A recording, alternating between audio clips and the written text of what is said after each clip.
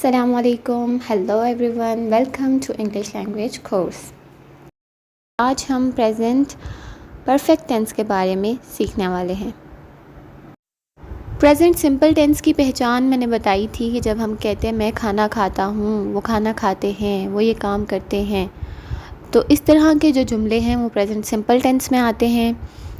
फिर present continuous tense की पहचान आपको बताई थी कि इसमें हम कोई काम कर रहे होते हैं, जैसे मैं खाना खा रहा हूँ, वो खेल रहे हैं।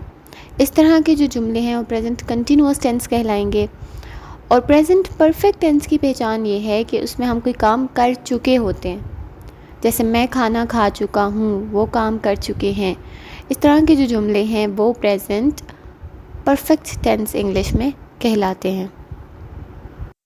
जैसा कि मैंने आपको बताया था कि इंग्लिश में अगर आप टेंसेस को ठीक तरीके से फॉर्म करना चाहते हैं तो आपको मालूम होना चाहिए कि आप उस टेंस में कौन सा हेल्पिंग वर्ब यूज़ करेंगे और कौन सा मेन वर्ब यूज़ करेंगे। ठीक है, आपको मालूम होना चाहिए किस सब्जेक्ट के साथ कौन सा हेल्पिंग वर्ब यूज़ होगा और कौन सी फॉर्म ऑफ वर्ब यूज़ होगी मेन वर्ब के तौर पे।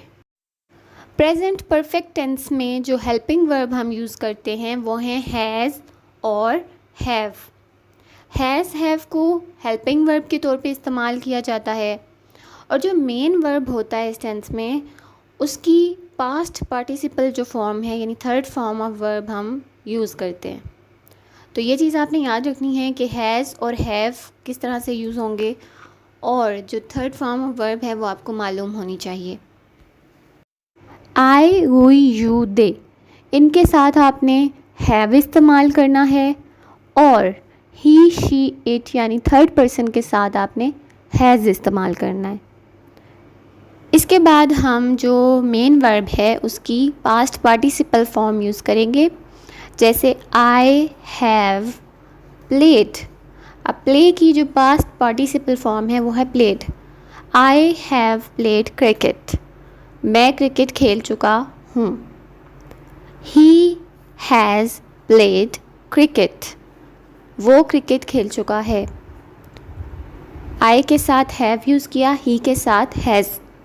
ठीक है, इसी तरह Salim has written a story, तो राइट की जो थर्ड फॉर्म ऑफ वर्ब है वो है written. Salim has written a story, Salim एक कहानी लिख चुका है। इसी तरह यू हैव रिटन स्टोरीज़, यानी तुम कहानियाँ लिख चुके हो। इस तरह से आप प्रेजेंट परफेक्ट टेंस को फॉर्म कर सकते हैं। कुछ समझ ना आया हो तो कमेंट्स में आप मुझसे पूछ सकते हैं। जब आपने प्रेजेंट परफेक्ट का नेगेटिव सेंटेंस बनाना हो, मनफी जुमला बनाना हो, तो सिंपली आप हैज़ और हैव के बाद नॉट लगा देते हैं, जैसे I have not played cricket, you have not written stories. तो इस तरह से आप नेगेटिव सेंटेंस को फॉर्म कर सकते हैं। जब आपने सवालिया जुमला बनाना हो तो आप हैज़ और हैव को सेंटेंस के शुरू में ले आते हैं, सब्जेक्ट को बाद में लाते हैं, जैसे have I played cricket, has he played cricket. तो इस तरह से आप जो क्वेश्चन है वो बना सकते हैं।